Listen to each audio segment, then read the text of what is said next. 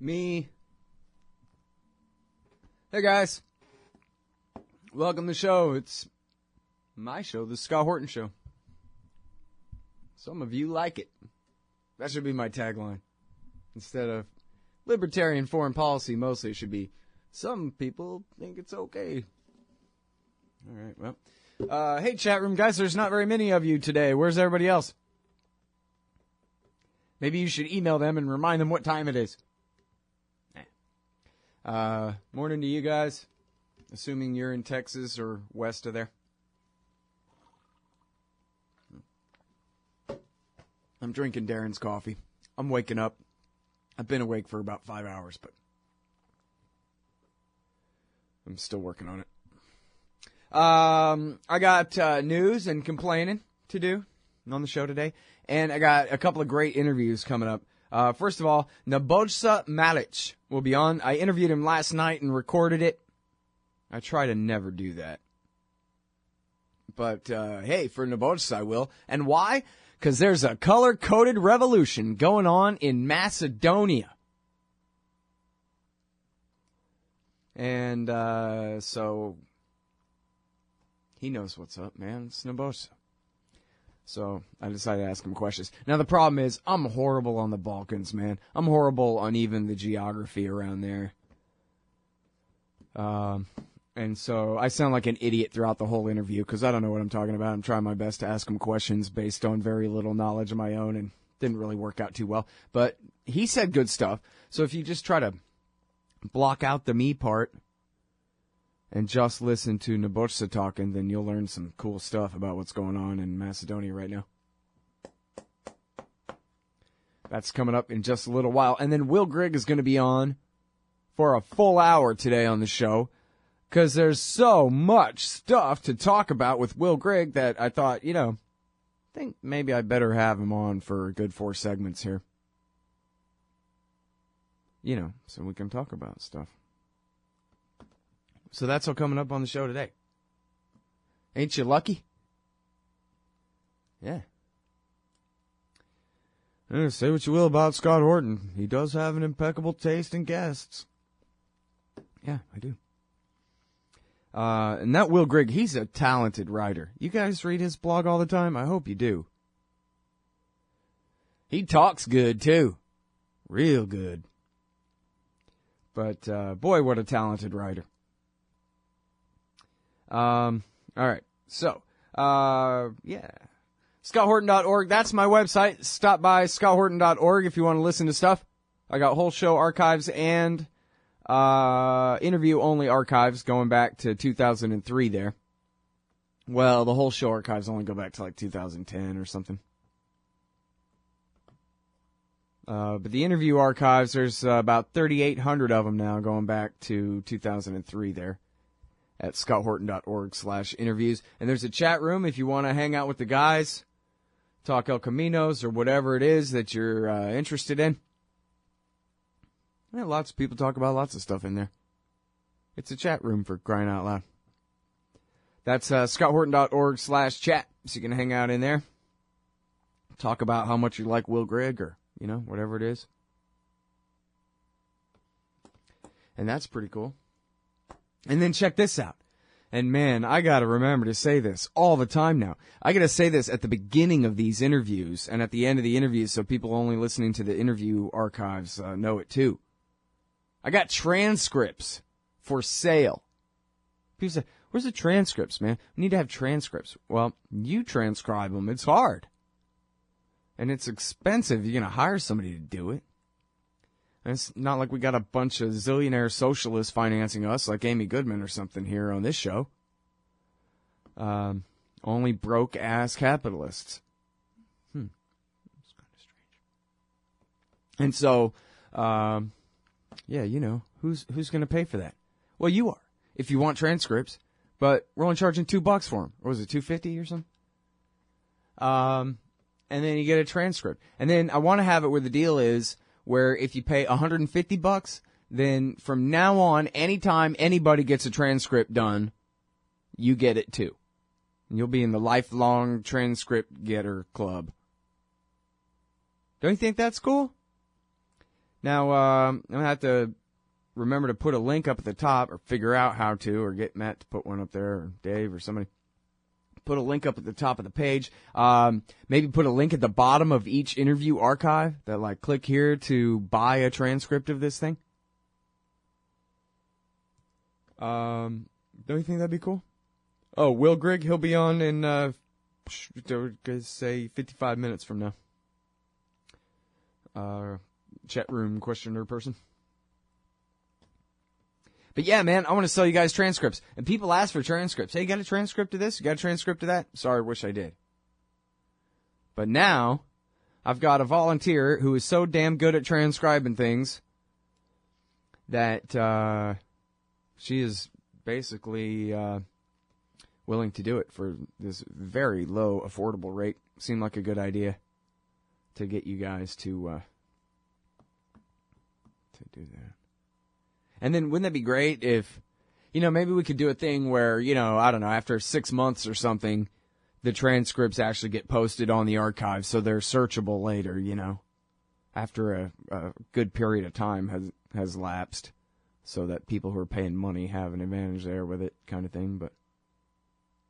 And then, wouldn't that be great if you people bought every interview transcript all the time, and then ultimately we would have a text archive of the interviews of this show? Wouldn't that be something? That might be something. All right. But anyway, so transcripts. Buy them for the low price of $2.50, which is not very much money, really, right? And that's like a third of a pack of cigarettes now. A fourth. And then also, I'm doing this raffle thing. I don't have all the details set exactly, but it's an awesome vacation retreat thing in the jungle of Costa Rica, and I'm going to sell raffle tickets for it, and I'm going to try to sell a whole hell of a lot of them. And then you and a companion of your choice. No, I get to choose who you take with you. No. You and a companion of your choice get to go live in the jungle for a week and eat food and have a room and do adventurous and fun stuff and whatever kind of crap. Donated by a listener to this show. Isn't that cool? So we're going to do that. I'll have many more details once I have details. But that thing is on. So I hope you start thinking in your off time about how much you would like to go to Costa Rica. As soon as Scott Horton starts giving me details about this raffle, I think I'm going to go ahead and buy one of those tickets because I think I would like to go to Costa Rica. These are the kinds of thoughts that will be firing around in your neurons. And then money you will give in exchange for a raffle ticket. It's going to be awesome if you win, which you might if you're lucky. So that's coming up. What a great idea. That's what I need. For other people to come up with great ideas for ways that I can make some money. Because I would have never thought of that in a million years. Because I am just not that clever. But, yeah. Friend of the show thought of it for me. Perfect idea. So that's coming up. Look forward to that. You might go live in the jungle for a while. And then real quick here before the break, let me tell you, I've said a number of times on this show that Josh Rogan is kind of a neocon, and he writes as a partner with Eli Lake, the lunatic liar, all the time, which is problematic, but that he does good journalism, and I've never really caught him lying or pushing completely ridiculous stuff, even if I disagree even strongly with his kind of spin on it. Does good work most of the time. But then this morning I read a thing by him saying that the Russians are driving around with mobile crematoriums in eastern Ukraine to destroy all the bodies of dead Russian soldiers. And his source was congressman. Congressman. He didn't even try to verify it with the military or the CIA or anybody else. Don't you get sick of the Israel lobby trying to get us into more war in the Middle East? Or always abusing Palestinians with your tax dollars? It once seemed like the lobby would always have full-spectrum dominance on the foreign policy discussion in D.C. But those days are over. The Council for the National Interest is the America Lobby, standing up and pushing back against the Israel lobby's undue influence on Capitol Hill. Go show some support at councilforthenationalinterest.org. That's councilforthenationalinterest.org. Hey, you own a business? Maybe we should consider advertising on the show. See if we can make a little bit of money. My email address is scott@scotthorton.org. All right, y'all. I'm Scott Horton. It's my show, The Scott Horton Show. Again, Nebojsa Malic is coming up. Interview I recorded with him last night. And then Will Gregg will be on at 1 Eastern, 12 Texas time to talk about all kinds of good stuff. I mean, horrible, horrible stuff. Anyway, so that only leaves me one more segment to kill here. I got so much to get rid of. First of all, I just want to note the fact that this just keeps getting better and better. Clinton Foundation donors got weapons deals from Hillary Clinton's State Department. Oh, and it's by David Sirota. Isn't that interesting? You know, he's the kind of liberal, left-wing, progressive activist type. He's not a communist. He's more like a progressive, like kind of a left-wing Democrat in a way, you know, kind of one of those guys. But he's good enough on, or you might even say bad enough on kind of categorizing kind of populist right-wingers as all very radical right when they're not necessarily all that radical, most of them. But anyway, he's good enough on the details of some of those stories to, I believe in the past, have questioned McVeigh's aloneness in the Oklahoma bombing plot, which that's a certain kind of progressive or liberal who's willing to say, hey, what about the Bill Clinton Justice Department not telling us the whole truth about that story? Most would rather just ignore it and move on to the next one, if you understand what I mean. So I have a certain amount of grudging respect for Sirota, although he's pretty cookie-cutter left liberal on most stuff. But anyway, Clinton Foundation donors got weapons deals from Hillary Clinton's State Department. So here he is again, willing to challenge the Clintons, and in a pretty severe way. And of course, I haven't read this dang thing yet. I'm scanning through looking for the word Israel because I think this is all just about the Gulf Cooperation Council, the Saudis. Let's see, Algeria, Saudi, Kuwait, UAE, Oman, and Qatar are listed here. Where's Israel? Wait till we find out how many Israeli nationals, as well as possibly dual citizens, have donated to the foundation. Does that count? Or is Israel the only state in the Union without defined borders? Is that how that works? They don't need 2 senators because then they'd be sacrificing the other 100 that they have? Very interesting. And, you know, they still get a year and a half to go. Now, I don't know anyone who could outcompete her. I mean, I guess it's possible that Jim Webb could just completely up his game by 6,000% somehow and push her out and get the nomination. I don't know enough about this O'Malley guy, but with a name like that, that means he's Catholic, right? So that's a big uphill thing to climb there with American bigots. They are, man. They're scared of the Pope and stuff. He came out against the military-industrial complex. You hear that? You can't trust a guy like that.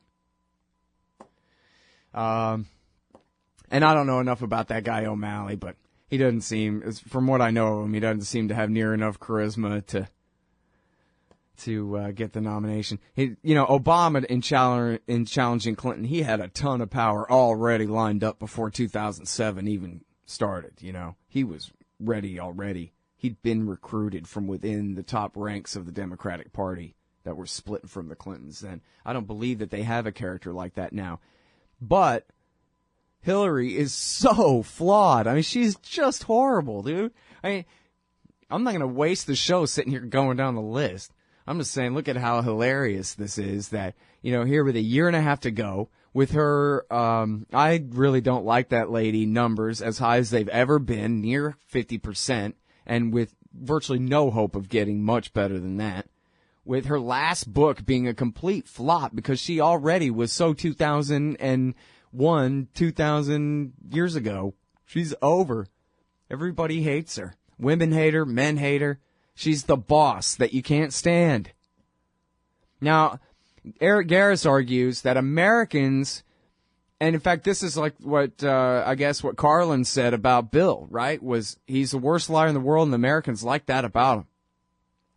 He's completely and totally and stunningly full of it. And hey, at least he's honest. And so, hey, you know, Americans, maybe they think that that's the kind of thing that they need, is a ruthless, dishonest, corrupt operator like Hillary Clinton to hold this empire down, man. Get business done. But I kind of don't think so. I kind of think they vote for who they think that they like.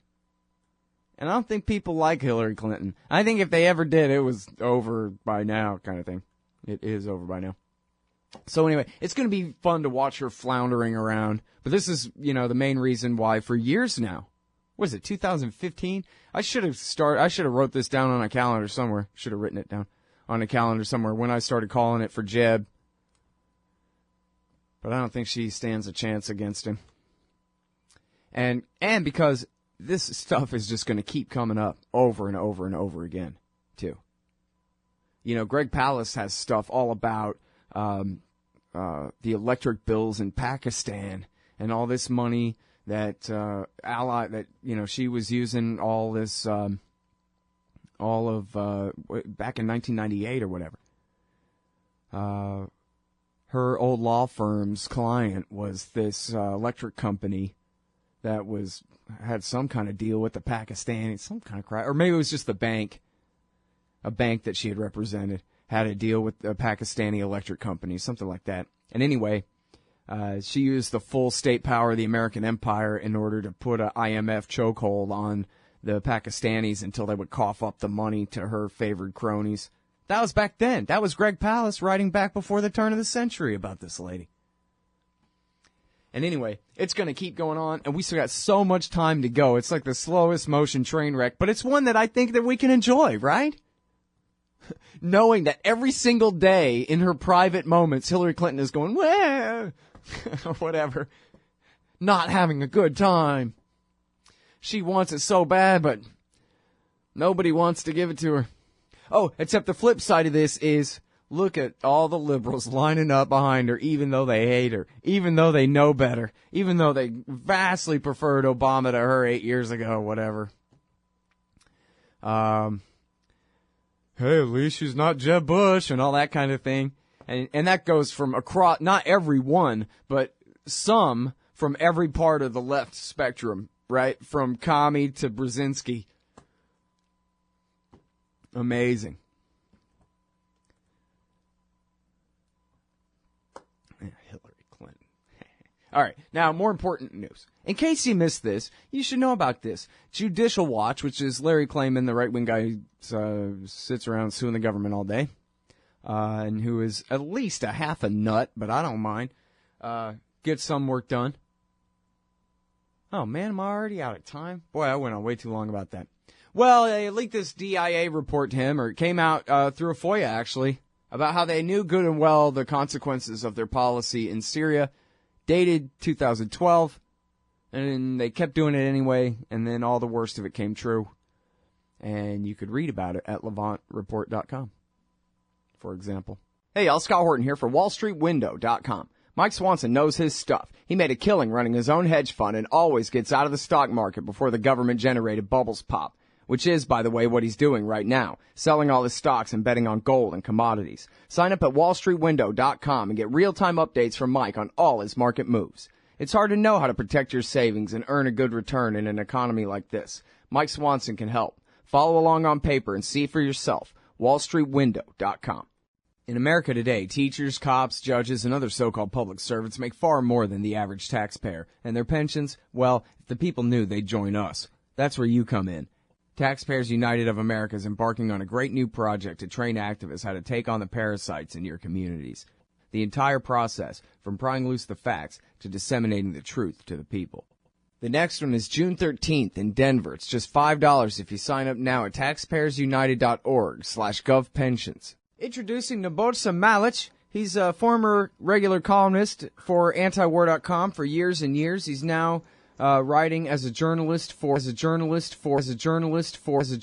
RT. And, of course, he has his own blog, Gray Falcon. Welcome back to the show. How are you doing, Nebojsa? Good, thank you. Thank you for having me back. Very happy to have you here, and, very interested to know what you have to say about what is going on in Macedonia right now. And I guess, people find out real quick why this is important, but it seems like there's a big to-doings going on, and that maybe it's got something to do with the United States and its interests. Well, let me start off with something I said on Twitter last week, maybe a week before, when the things started happening. I said one look at the map should explain everything. Back in September, when Bulgaria, at the behest of the United States government, or specifically after the visit by Senator McCain, told the Russians that they can no longer run the pipeline through the gas pipeline that they had agreed upon a decade ago, and that was supposed to start supplying gas to Europe without having to worry about the government of Ukraine shutting it down like it did in 2009. The Russians went to Turkey and said, fine, can we run the pipeline through Turkey? And the Turks said, sure, that's a great idea. And then we run it through Greece and then onward to Europe. Well, how do you get gas to Europe through Greece? You can't go through Bulgaria because the Americans will again send McCain and he will say no gas. And the Bulgarians will obediently say no gas because the government there is entirely controlled by Washington, unfortunately. Or controlled, period, is, I guess, a bigger problem. It would be bad if it were controlled by anybody else either. And so the only way the gas can go from Greece is through Macedonia and on to Serbia, which is still on board with the pipeline, and then onward to Hungary, which is also still on board with the pipeline, to the great consternation of European Union officials that are doing everything to stop it, which is kind of counterintuitive, but I think we've had a discussion about this before. Why doesn't the EU want gas? Because it's one of those cutting nose off to spite face issues. In any case, at the moment the pipeline negotiations started sort of operationalizing things and saying, okay, well, we're going to run pipes through Macedonia. Bam! You have a revolt in Macedonia, and you have armed terrorists, attacking police and neighboring, border villages and all that. And, right. And it's so obvious. Well, but now nobody's talking about it. Let me stop you here for a second, because if I know Macedonia, and I don't know anything about Macedonia, but if I know Macedonia, the place is run by politicians, which means that the people probably hate their guts and want to overthrow them. So maybe it's just a coincidence. It would be, except that there's way too many things happening at once. And you'll notice that every time there's an AstroTurf revolution, people start marching against corruption and, politicians are corrupt. Well, yes, but your choice is currently between corrupt politician A and corrupt politician B. And you're telling me that all of a sudden corruption is your issue, but you're happy to vote for corrupt politician B? I mean, think of Ukraine. They were demonstrating against corruption there, and who do they elect first chance they get? A U.S.-approved oligarch. So it's not that oligarchs per se are the problem. It's that the oligarchs not loyal to a certain foreign power are the problem. And so here we have the situation again. The current president was actually put into place with U.S. support. He was a loyal U.S. client for the longest time. But when he realized that he's not getting any money out of the U.S. and that, the West can't bail him out and he needs bailing out because they still have all sorts of problems with their name, with their recognition, with the Bulgarians, with the Albanians. And in the grand scheme of things, the way Washington's strategy in the region has been organized, the Bulgarians and the Albanians will always have precedence over Macedonian interests just because of geopolitics, nothing personal. Mm-hmm. And so this guy decided, well, maybe I should, try to do something on my own. And, well, if there's one thing that U.S. clients are never forgiven, is trying to strike out on their own.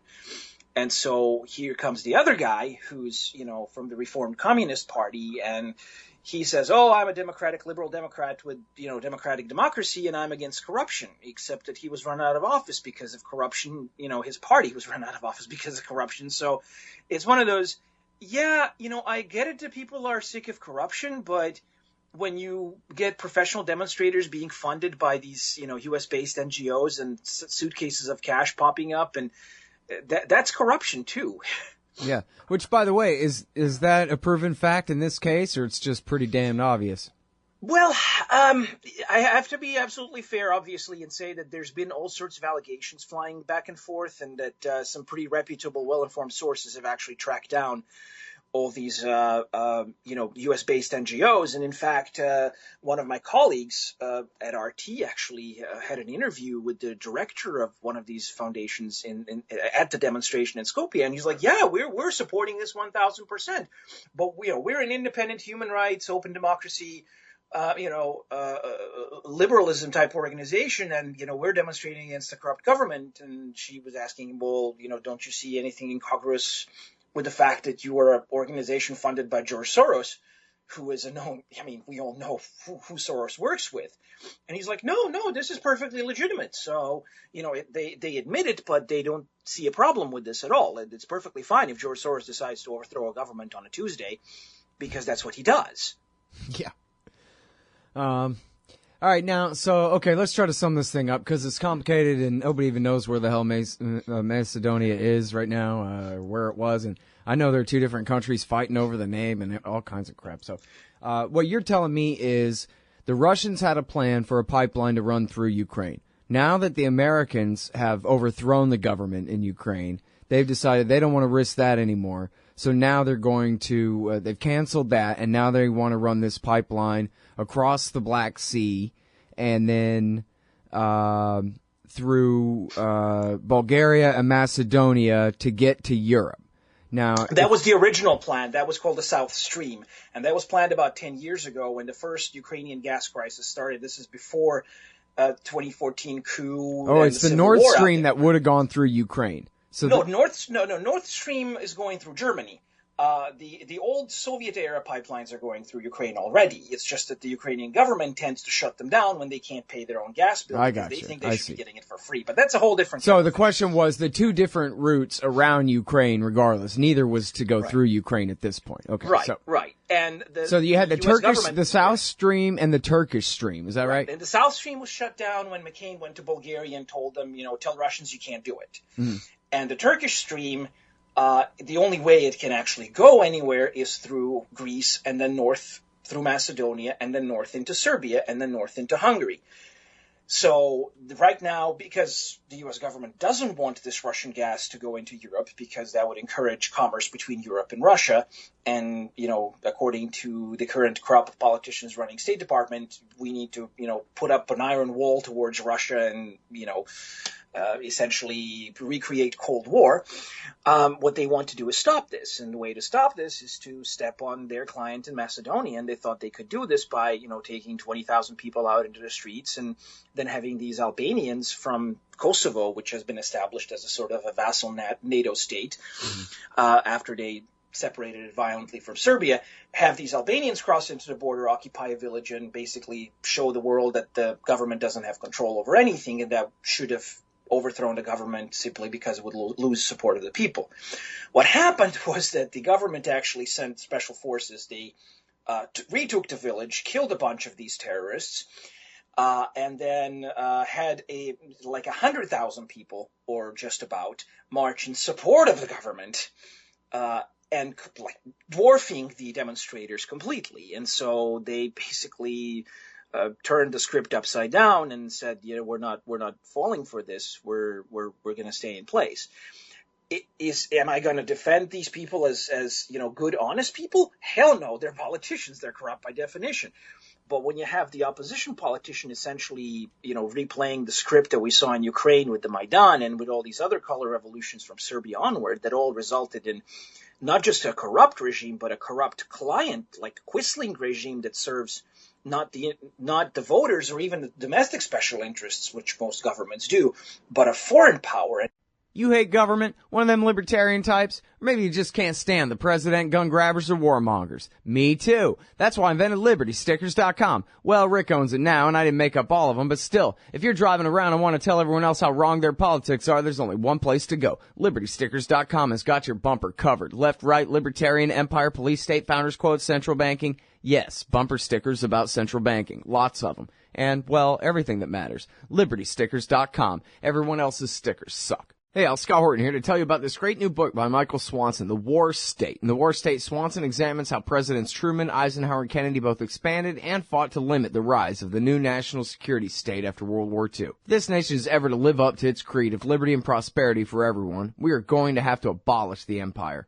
Know your enemy. Get The War State by Michael Swanson. It's available at your local bookstore or at Amazon.com in Kindle or in paperback. Just click the book in the right margin at scotthorton.org or thewarstate.com. My interview of Nebojsa Malic. Am I going to defend these people as good, honest people? Hell no, they're politicians. They're corrupt by definition. But when you have the opposition politician essentially, replaying the script that we saw in Ukraine with the Maidan and with all these other color revolutions from Serbia onward, that all resulted in not just a corrupt regime, but a corrupt client, like a Quisling regime that serves not the voters or even the domestic special interests, which most governments do, but a foreign power, and directly takes order from the foreign power. Well, if I have to choose between a thief and a Quisling, I would always pick a thief, because at least he's my thief and I can, eventually figure out a way to get rid of him myself. Now, of course, I'm not a Macedonian citizen and I don't live in Macedonia. I have some friends who do, and they're sort of divided on the issue because, some of them are like, well, we need to get rid of corrupt politicians, and the others are like, well, yes, but we need to have our politicians, regardless of whether they're corrupt or not, as opposed to a Quisling. Mm-hmm.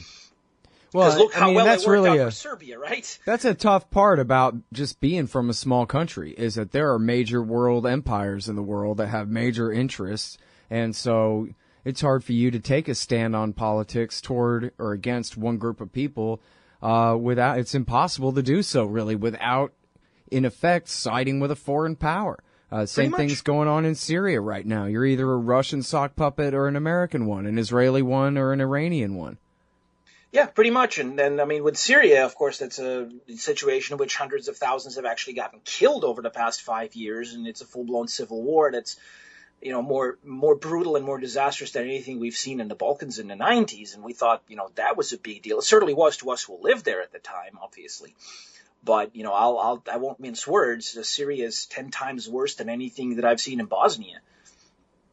Yeah, no, it's an absolute catastrophe. There's no doubt about that. Mm. So, okay, now, but are they, so far they have not been able to overthrow this guy, but they're just trying. They've decided we're just going to go outside and stay there until they get rid of him one way or the other, just like Milosevic style kind of thing, huh? Well, yes, so far they have been doing that. From what I can tell from the reports that I've been getting from the area, they haven't been really successful at that. It's one of those. The problem with these color revolution scripts is that it's pretty much only one script. Yeah, they wore it out already. They've done this 10 times, man. Yeah. And if you know how to counter it with counter rallies and shows of force at the proper time, and you don't allow yourself to be suckered into the assigned role, which, the script is that the government reacts a certain way. And if it doesn't react a certain way, then the script really doesn't adapt very well.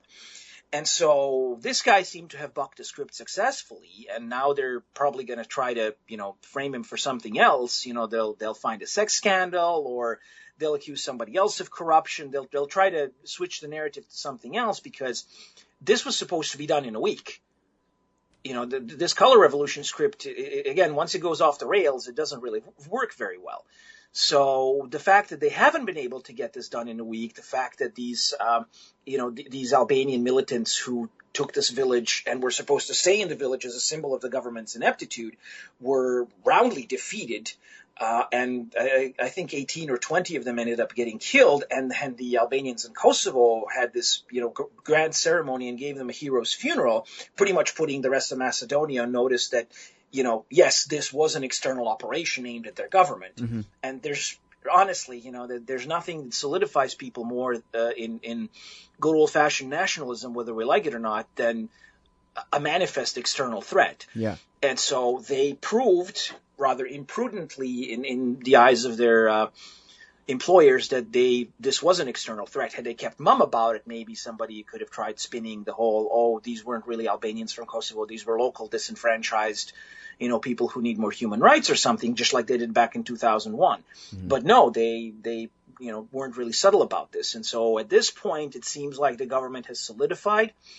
If you remember maybe So the protesters have gone inside, or they're still out there, or what? Some are still out there. The problem is that the summers in Macedonia get pretty darn hot, so it's not going to be very good protesting weather next couple of months. So it's going to be too hot to protest. But you're saying they've really shot themselves in the foot here pretty bad already at this point. They've pretty much shot their entire clip, I think. This is my personal opinion. I'm not talking as an RT journalist or, this is just my personal feeling based on having observed many of these color revolutions. My personal feeling is that they've pretty much, the script is off the rails. They've shot their entire clip that they had, and they're going to try to find something new to hang this on. And it's going to be really, really difficult to keep momentum now that they haven't managed to achieve any of their initial objectives.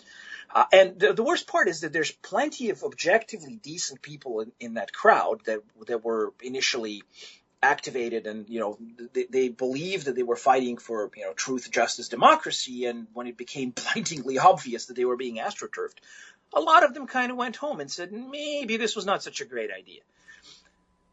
Right, yeah, I mean, you got to figure that, like you said, a manifest external threat, hey, we hate the current guy, but we're not teaming up with outside powers against him. That'll wait. I mean, yeah, people who hated George W. Bush, who still rallied around George W. Bush, they didn't stop hating him, but they still rallied around him after the attack because, hey, you can't attack us, and he's our alpha leader and all this kind of crap, Well, can you imagine like an anti-war demonstration with like the black flag of ISIS? Right. That would go off like a lead balloon, and the opposition leader has actually been photographed, waving the Albanian flag about, not just the flag of the local ethnic Albanian faction. No, the actual Albanian flag of Albania proper. And I mean, this is about as that's not going to go over well. Right. Not subtle at all. So, so that's interesting. A color-coded revolution that seems to be stalling. And then, so how big of a victory would that be for Putin then if this continues? They go ahead and build the pipeline and he gets what he wants.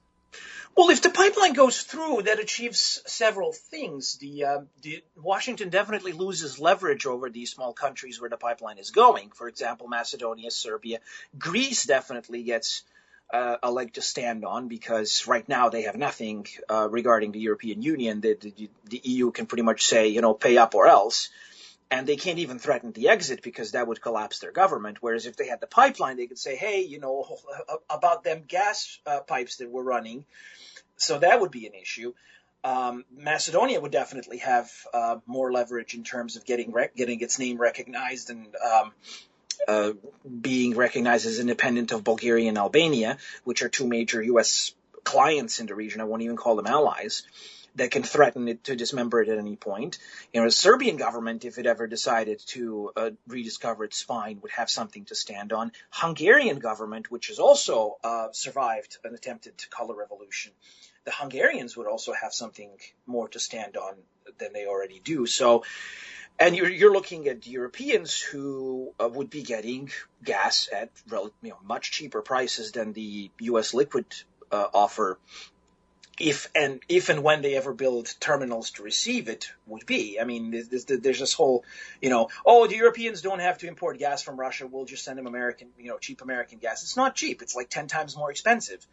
And its market valuation is just completely unviable. So that's definitely going to encourage commerce between Europe and Russia, which, again, is what the Russian government has been advocating for years. So that would be a major political I wouldn't call it so much as a victory for Putin because he's not really looking for war. He's looking for commerce, whereas Washington is trying to build this wall in Eastern Europe, and that wall would not be able to exist if this pipeline goes through. Mm. Well, and now, it seems like obviously the Europeans are shooting themselves in the foot here, applying pressure, and I guess they already failed to apply enough pressure to stop the Macedonians from wanting to do this, right? That's why they've now had to go to the extent of trying to overthrow the government there because, and why are they so willing to act contrary to their own interests just because America says so? Well, the leadership of the EU is pretty much loyal to the Atlantic consensus. It's NATO that runs European foreign policy for all intents and purposes.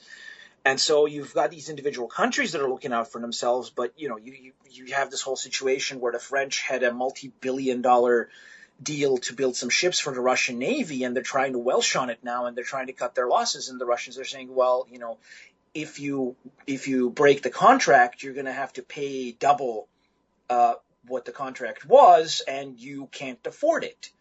So who's going to cover your losses? We're going to end up getting paid either way, ships or no ships, but who's going to cover your losses? The U.S.? Nobody's the U.S. is not offering to make up for it, so the French are in a bind now.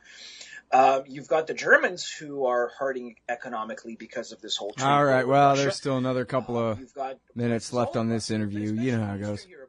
You'll be able to find the whole thing at ScottHorton.org/interviews. Time warp. Right back with Will Grigg in a minute. Hey, all Scott here. If you're like me, you need coffee. Lots of it. And you probably prefer it tastes good, too. Well, let me tell you about Darren's Coffee Company at Darren'sCoffee.com. Darren Marion is a natural entrepreneur who decided to leave his corporate job and strike out on his own, making great coffee. And Darren's Coffee is now delivering right to your door. Darren gets his beans direct from farmers around the world. All specialty, premium grade with no filler. Hey, the man just wants everyone to have a chance to taste this great coffee. Darren'sCoffee.com. Use promo code Scott and you get free shipping. Darren'sCoffee.com. Hey, all, Scott Horton here for Liberty.me, the social network and community-based publishing platform for the liberty-minded. Liberty.me combines the best of social media technology all in one place and features classes, discussions, guides, events, publishing, podcasts, and so much more. And Jeffrey Tucker and I are starting a new monthly show at Liberty.me, Eye on the Empire. It's just $4 a month if you use promo code Scott when you sign up. And hey, once you do, add me as a friend on there at scotthorton.liberty.me. Be free. Liberty.me. All right, you guys, welcome back. I'm Scott Horton. It's my show, Scott Horton Show. And, I'm sorry, of course, I never time these things well. There's plenty of me that could have been edited out of that interview, obviously. But you'll be able to find the whole thing of that interview in Nebojsa Malic at scotthorton.org/interviews soon. Probably tonight or tomorrow morning or something. All right, on the line, I got our good friend Will Grigg. And I've already convinced him to stay for the whole hour with us because we have so much different stuff to talk about. And he's such a great journalist, covers so many very important things.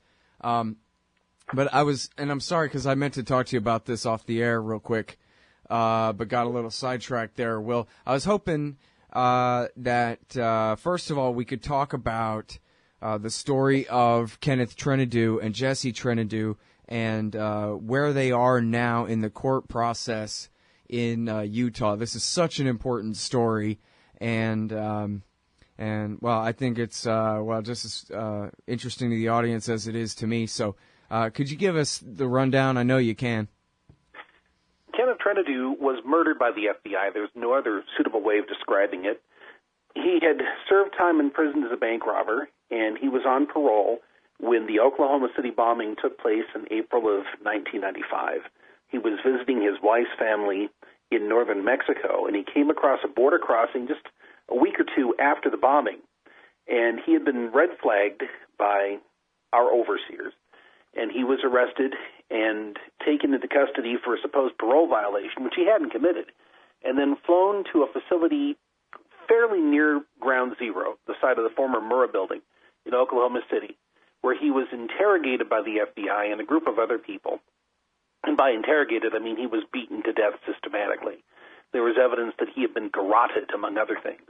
He had sold himself dear. Now, the reason why he was taken into custody is because he bore an uncanny resemblance, both in terms of physiognomy and criminal career, to a man by the name of Richard Lee Guthrie, who was part of a Midwestern bank robbery gang, an Aryan Nations offshoot that had been sponsored and infiltrated by elements of the federal government, including the FBI.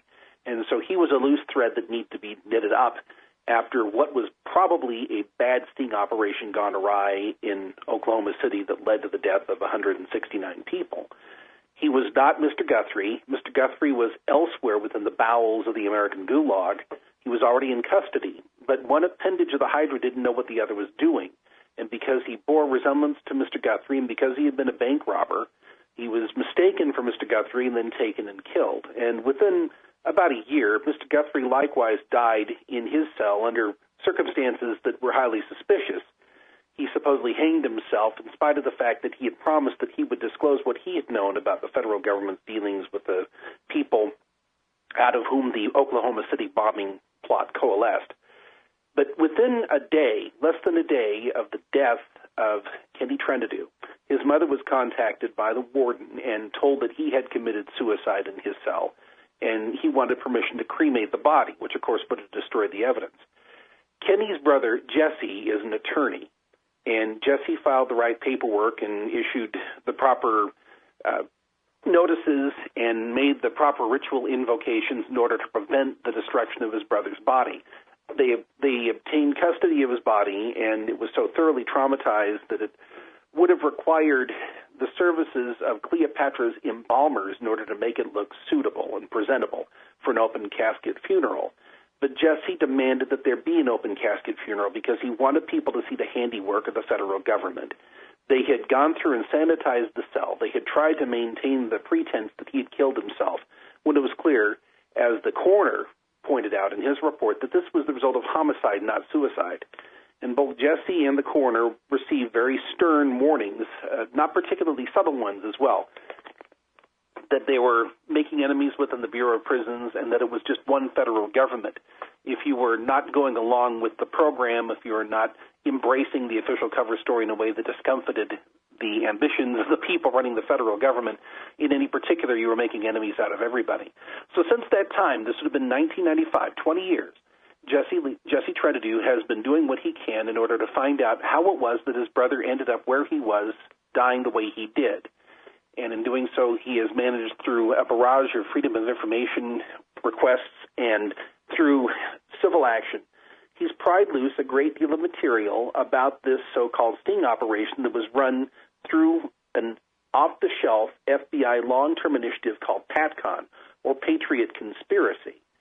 And it didn't limit itself to what was going on in Oklahoma City. There were appendages and tendrils of PATCON that were woven into many, many projects and many domestic terrorism initiatives. And one of the things that I wrote about recently, by way of bringing this back to the surface, was the fact that just within the last couple of years, John Matthews, who was the chief asset, a Vietnam veteran suffering from apparently fatal Agent Orange effects, he was the person being used by the FBI as a cat's paw to infiltrate not merely the so-called radical right groups, but people who were to the right, marginally to the right of what's considered the acceptable political spectrum. But John Matthews, in talking with his handler within the FBI, a man by the name of Don Jarrett, brought up the fact that they had been in the FBI in the mid-1990s making overtures to outlaw motorcycle gangs in the southwestern United States, Arizona primarily, but of course there's a geographic range that would include Texas and New Mexico and some other states, where the FBI was providing them with illegally converted, fully automatic machine guns, and doing so at the same time that groups associated with, I'm guessing from what I read, Chinese triad criminal societies were smuggling heroin into the United States. This is something being done with the knowledge of the FBI and the active participation of the FBI. And when I got a hold of the material from Mr. Trendadu, I've, along with a number of other journalists, been involved in a long-term relationship where he's been sharing material with me, and relatively few of us have been interested in it, which I find just utterly implausible. But he provided me with some of the email correspondence in question where he had mentioned these transactions, and Mr. Jarrett, his former FBI handler, confirmed the details of it. So I sent a message to the office of the Inspector General at the Justice Department saying, in effect, do you want to do anything about this? Because here we have on the record a man who is an FBI asset talking with his FBI handler about the fact that in the 1990s you had something very nearly akin to the Fast and Furious gunwalking scandal that the ATF was involved in just a few years ago. But it involved outlaw motorcycle gangs, outlaw motorcycle clubs, I should say, OMCs. Is this something that you might want to look into? And I got back a very perfunctory message a few days later saying, well, we've examined the allegations. They don't strike us as being worthy of a formal investigation. And I brought this up more recently in a posting I made at the Rockwell.com blog site, talking about what happened in Waco and the fact that you had outlaw motorcycle gangs supposedly involved in a shootout. Turns out there's not a whole lot of evidence that they were the ones who were shooting. But I said in the larger context here, you've got to understand that the federal government through PATCON has, among other very nasty initiatives, been arming and working with those elements within the OMC community, if you want to style it as such, who have been involved in narcotic smuggling and other criminal activity.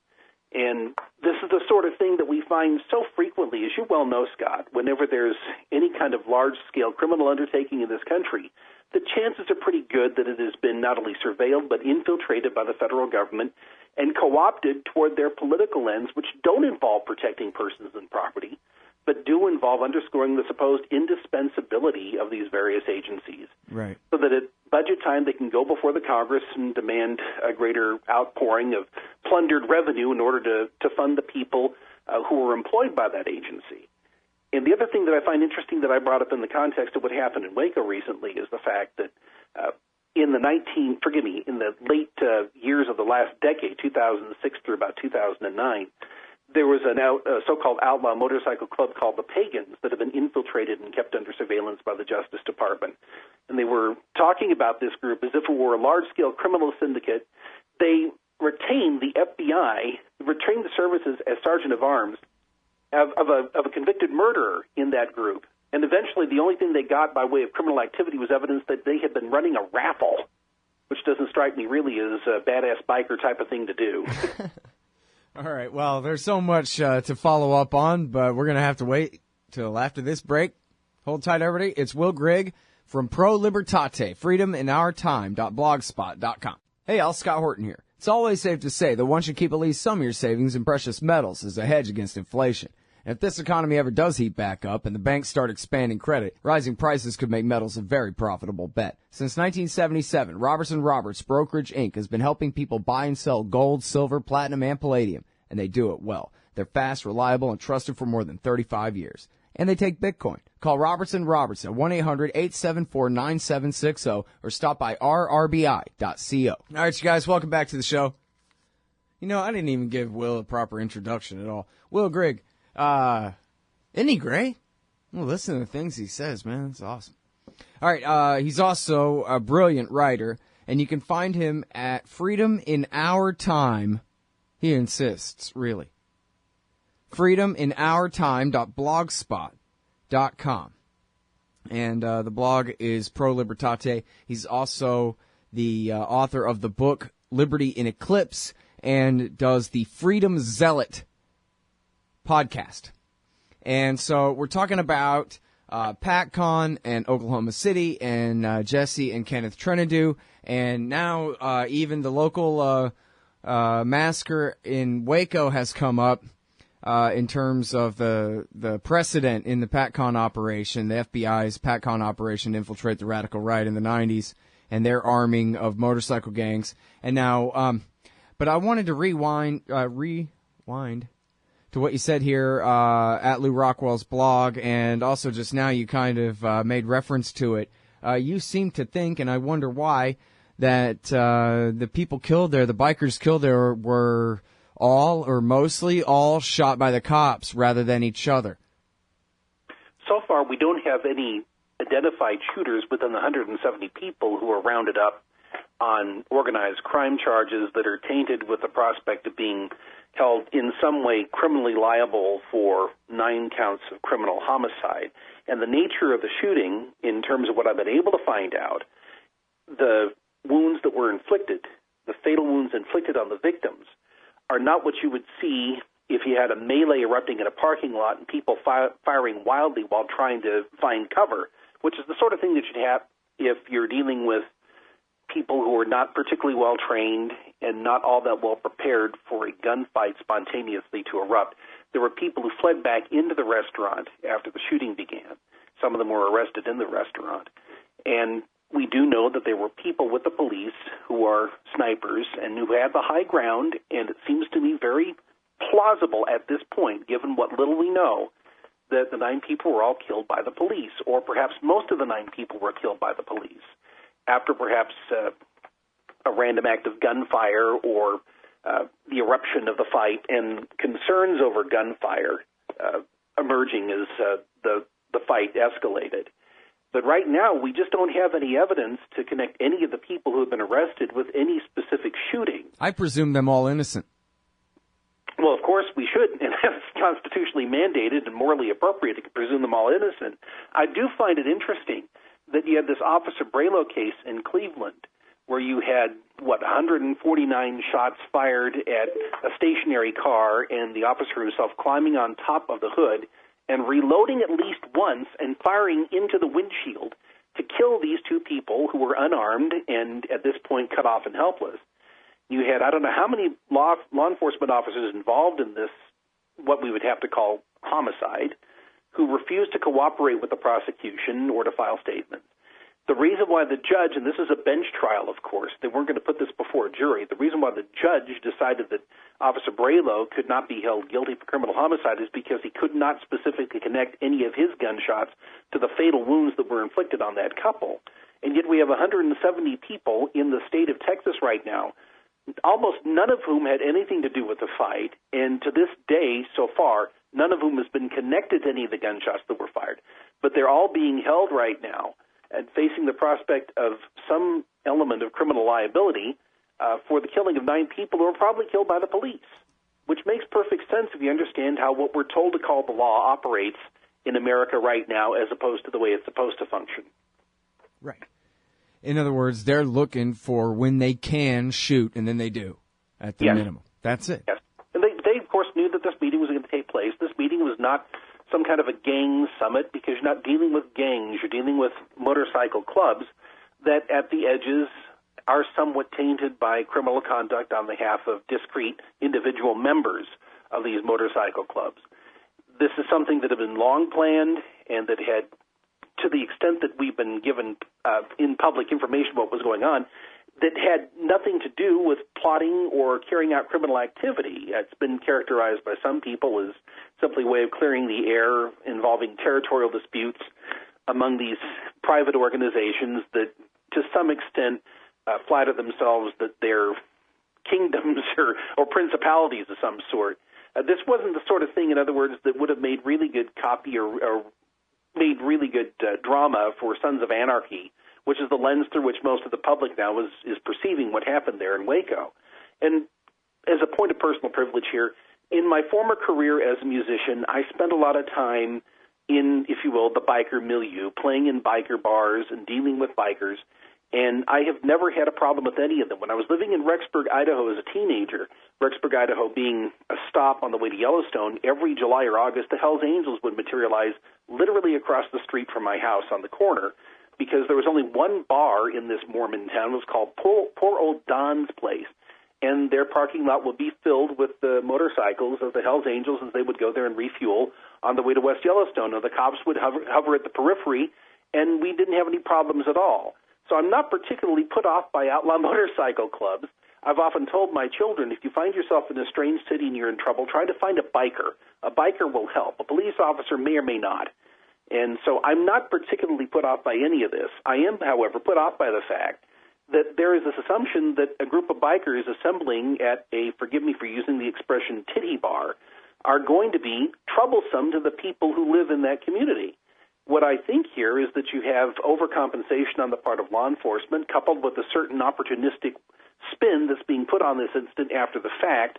And I would be willing to bet that as the facts come out, assuming that we're going to be given the facts, we'll find out that some bad things took place, that there were pushing and shoving incidents, and there were other unpleasantries that ensued, but that this was the product of overreaction by the police. And after the fact, they're trying to put some kind of a cosmetic enhancement on it to make it look as if they had aborted a horrible potential threat to the community here when the threat was entirely of their own contrivance. I suspect that's what we're going to learn. Yeah. All right, now, so let's get back to the PatCon operation in the 90s here and the story of this guy, John Matthews, who was an undercover informant or asset or whatever of the FBI during that time. There's a lot going on here, and Jesse Trenadu had sent me this, a link to Sipsey Street Irregulars. .blogspot.com, and what they have there is what they say is the full version, the uncensored version of a Newsweek article by R.M. Schneiderman, who did a serious piece of journalism about this PatCon informant and his story, and apparently huge pieces of it were cut out, at least according to this blog. Well, so I called Jesse Trenadu. And he never had a copy of the article, but they read him the whole thing on the phone, and he said, yeah, this is the censored part, all right. It's, trust me, it's legit. And that the Newsweek people had talked to him and that they had done a serious piece of journalism here. Only all the best parts had been cut to the editing room floor before it got publication. And so this all has to do with, of course, Jesse's case as it moves forward, and in fact the current state of the court at trial right now, and the judge's orders to the FBI and all that. So that's where we'll pick up on the other side of this break that we're already at again. Sorry. Hey, I'm Scott Horton here for The Future of Freedom, the monthly journal of the Future Freedom Foundation at fff.org/subscribe. Since 1989, FFF has been pushing an uncompromising moral and economic case for peace, individual liberty, and free markets. Sign up now for The Future Freedom, featuring founder and president Jacob Hornberger, as well as Sheldon Richmond, James Bovard, Anthony Gregory, Wendy McElroy, and many more. It's just $25 a year for the print edition, $15 per year to read it online. That's fff.org/subscribe. And tell them Scott sent you. Hey, I'm Scott. It's my show. Scott Horton Show. I got Will Grigg on the line from freedominourtime.blogspot.com. And we're talking about the FBI's PatCon operation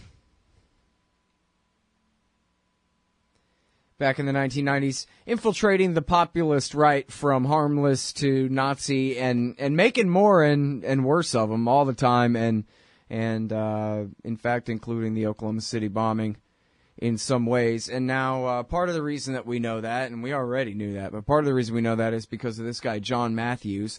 And if I have this right, Will, Jesse Trenadu, who you previously described his role in all of this, suing in the courts in Utah there, I guess the federal courts in Utah, he's got an actual FOIA trial going on to get the videotapes, all the surveillance tapes that he knows exist and can prove exist, of the Oklahoma City bombing that, of course, would show McVeigh's accomplice with him, rather than him being alone like in the mythology there.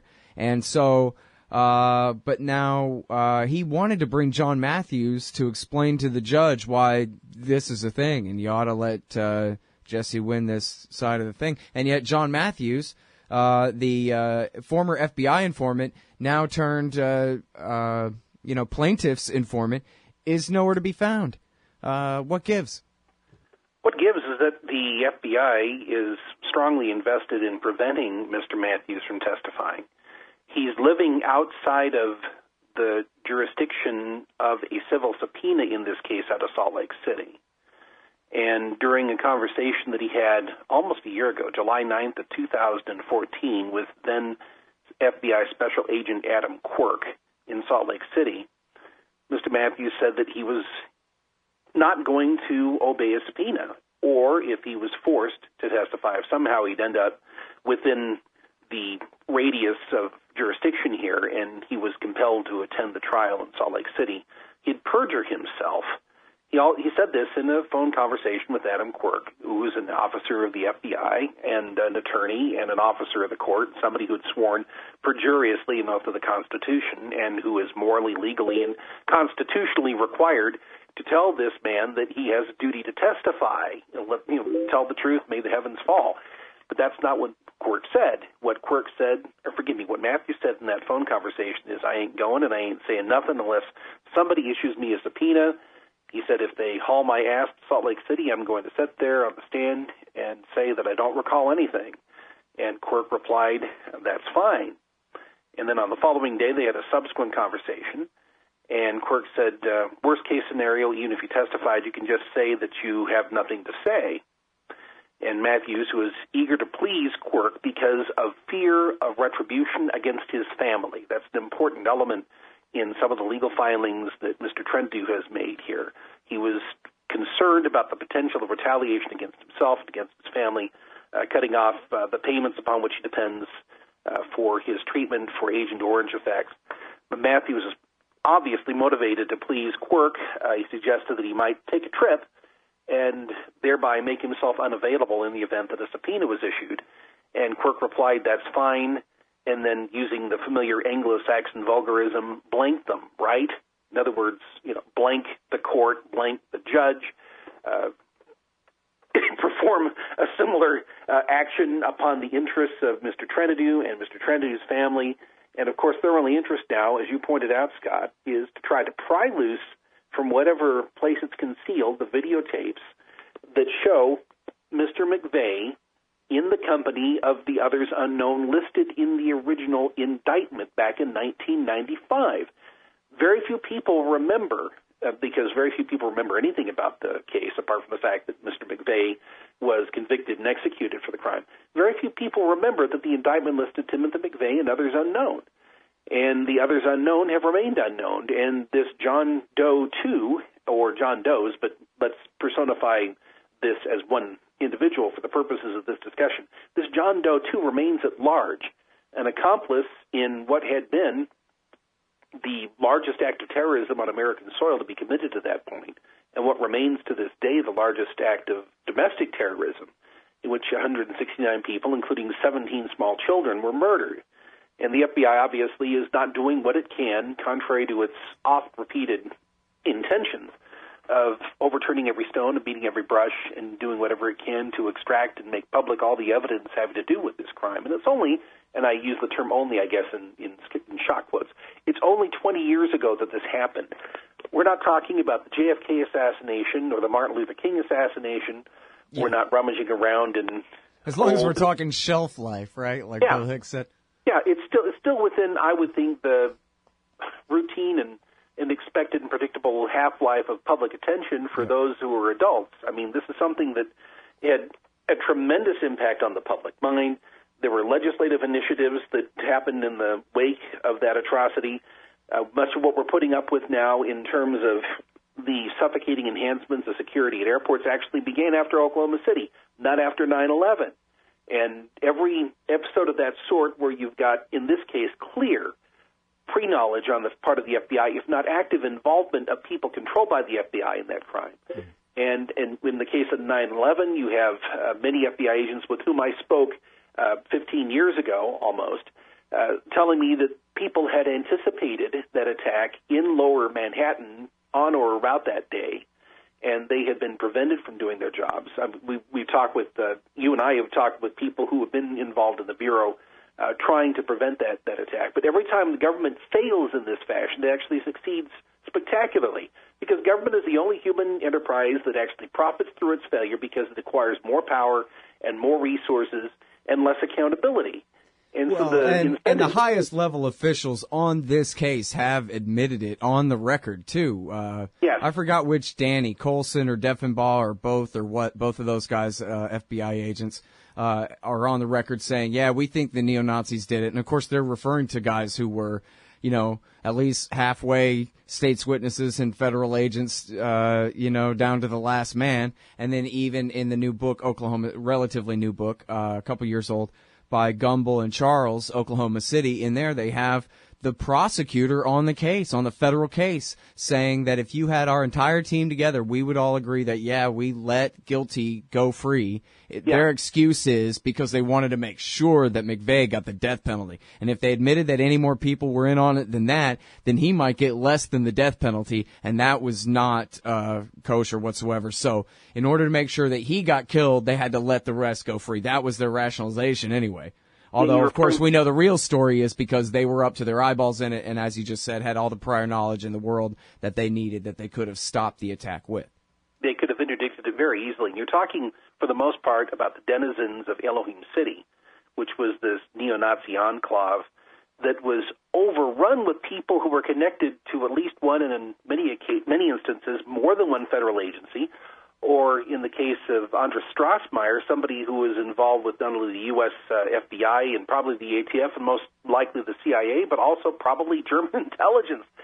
It reminds me of, quite frankly, some of the episodes of Get Smart, which, as is the case with most parodies, tells more truth than straight entertainment or even straight history. There were many episodes of Get Smart where Maxwell Smart and his control agents would go in and bust a cabal of chaos agents and find out that all the chaos agents were double agents working either for control of the CIA or British intelligence. And this is the sort of thing, of course, that can extract sort of a wry chuckle if it's portrayed in a sitcom. But this is an instance where you had pretty much the same thing happening, in which almost 170 Americans died.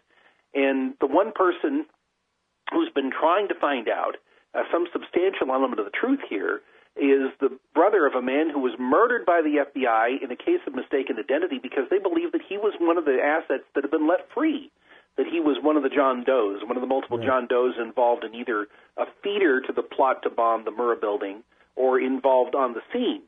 And the FBI, of course, has institutional reasons not to be fully candid about what's going on, and keeping these videotapes hidden away with the Ark of the Covenant, that vast warehouse that we saw at the end of Raiders of the Lost Ark.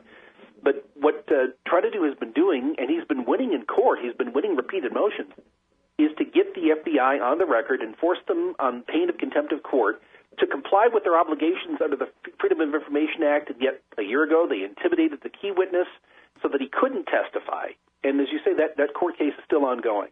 All right, hold it right there. We'll be right back. Hey, y'all, Scott Horton here, and I'm so excited about commodity discs from commoditydiscs.com. They're 1-ounce silver pieces with a QR code engraved on the back side. Scan the code with your phone and get the instant spot price. Commodity discs are paving the way forward for the alternative currency community in America and around the world. The QR code Commodity Disc. Technology has now finally made a real free market silver currency viable. And anyone who donates $100 or more to the Scott Horton Show at scotthorton.org/donate gets one free. That's commoditydiscs.com. All right, guys, welcome back.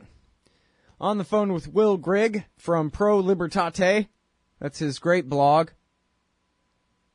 It's a collection of articles more than a blog, really. It's not really a blog. These aren't blog entries. This is journalism. freedominourtime.blogspot.com for Pro Libertate. And check out his podcast, The Freedom Zealot, and check out his book, Liberty in Eclipse, as well. All right, so, okay, so much to talk about here. To sum up, only one more segment left. But I want to mention again this thing at SIPSEY, which is SIPSEY, SIPSEY Street Irregulars.blogspot.com. And Jesse Trinidad himself sent me these links, and it's to the censored version of the Newsweek story, the whole thing. And here's this guy, John Matthews, the witness, tell the whole thing to a reporter from Newsweek. And it got censored, but not only did Jesse Trinidad tell me that they had read him, the reporter read him the whole article over the phone.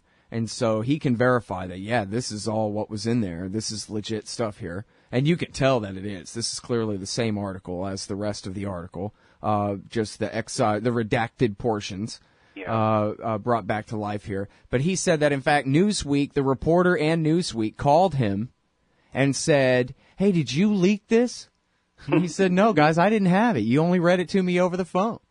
But so that's, definitely the verification that this is legitimately the excised portions of this article. And it wasn't the reporter who leaked it. It was somebody else, because the reporter called Jesse saying, hey, did you give out this article? So, very important stuff here. And here he is, this guy Matthews, saying, yep, I saw Strassmeyer and McVeigh together in San Saba, Texas, training. And there were other FBI informants there, too, and on and on. A very well-reported story here, Will. And now this is the guy that is on the lam because the FBI is obstructing justice and told him to not go to court when he'd been subpoenaed in a civil case, but still to show up in court and testify what he already spilled his entire guts to Jesse Trinidad in depositions. I believe, everything he had to say, or pretty much, and then also to Newsweek here. What I also find interesting is that Don Jarrett, this fellow who was his FBI handler in this PatCon operation, wound up in Afghanistan a couple of years ago, doing what I don't know, but he's somebody who still is involved in some covert way with military, intelligence, or domestic law enforcement, or do I repeat myself twice? So this individual, Don Jarrett, is still part of whatever supporting mechanism gave rise to PATCON. And I think it's a pretty good way to look at this if you assume that PATCON is in some sense either the sibling or the offspring of COINTELPRO. COINTELPRO began in the 1950s under Hoover, and it was an operation intended to infiltrate and manipulate the radical right and the radical left. So you had groups such as the American Indian Movement and various the movements associated with civil rights, people who were close to Martin Luther King, people who were involved in the Black Panthers. The Black Panthers was a high-priority target for COINTELPRO. AIM, the American Indian Movement I mentioned before, was likewise a fairly high-priority target. And in both the case of AIM and in the case of the Black Panthers, you had murders that were brought about through instigation and through provocation and then covered up in large measure through the justice system as an outgrowth of COINTELPRO. And at the same time, you had Klan organizations and neo-Nazi groups that were likewise being infiltrated and manipulated by the FBI through COINTELPRO. So when PATCON came online, most likely in the late 1980s or early 1990s, it was something that was an off-the-shelf operation using standard-issue parts that the FBI had assembled for use during the 1960s and 1950s. And once again, Don Jarrett, this fellow who is running John Matthews, his control within PATCON, is still very much active in whatever it is the regime is doing both overseas and most likely here at home. When I published this piece a year ago, the last line of my article was something to the effect of, we'll hear from them again. We can assume as much because they're investing this much time and effort and energy in preventing full disclosure over something that happened 20 years ago in Oklahoma City, admittedly a very consequential thing that happened 20 years ago in Oklahoma City. Mm-hmm. But in spite of the fact that the case supposedly is still open, they're not pursuing these leads that are being turned up by Jesse Trentadue and that are ending up in print in supposedly reputable publications like Newsweek and in other venues such as SSI, the Sipsey Street Irregulars, who do tremendous work. Roger Charles, who used to be with ABC News, a retired Marine officer, is likewise still doing spade work to uncover what's going on. And he provided to Trentadue a number of very key documents dealing with the extent to which the FBI has agents of influence in place at ABC News and in other major journalistic outlets, such as Newsweek, one would assume. It reminds me, Scott, of nothing so much as the KGB's practice of having what they call the Zampolit, a political officer who'd be installed in all of these institutions of consequence in Soviet Russia, including, of course, Pravda and TASS and some of the other media affiliates of that regime. You have the FBI doing precisely the same thing for exactly the same reason. I contend that's why you ended up with this emasculated version of the PATCON story being run by Newsweek. The Zampolit got to them and made sure that he excised or she excised whatever would be compromising to the interests of the FBI. Well, and there's important lessons here about government work overall here, I think, because, you know, the average person would think, well, I hope the FBI is keeping a close watch on a bunch of crazy neo-Nazis, bank robbers and Klansmen, and you know, if they're really that far to the white supremacist right that they're going to commit acts of terrorism against civilians, then by golly, the FBI better be keeping a close watch. And yet what we have here is the FBI creating a radical right where there wasn't one, creating bank robbery rings where there weren't one, creating terrorist bombings where they did not exist before, and that kind of thing. And so, but of course, what are they going to do? Have a tiny little PATCON operation? No. Once you have a PATCON operation, you got a bunch of people whose job it is to come up with more work to do. And so it just grows and grows and grows until a whole lot of people get killed. And, I mean, what else would you expect? I hate to sound all grizzled and old and wise, but this is how it works, you know? Over the last decade, of course, we've seen the same playbook being used now for Homeland Security theater operations involving Muslims, where you have people who have been referred to in federal criminal trials as terrorism facilitators. Now, wrap your mind around that expression. Terrorism facilitators, in other words, confidential informants, many of whom are petty criminals. In some instances, you're dealing with some really nasty guys who are used to attract the attention of socially marginal and often not particularly bright young Muslim men and get them riled up over the things that the government is doing overseas to Muslims. That's one of the interesting aspects of that branch of what the regime is doing. Mm-hmm. rather than talking about the impudence of infidels who refuse to grow beards or women who show their ankles or so forth, the grievances that are used to militarize and radicalize young Muslim men in these Homeland Security theater operations have to do with the conduct of the regime overseas when they're killing women and children.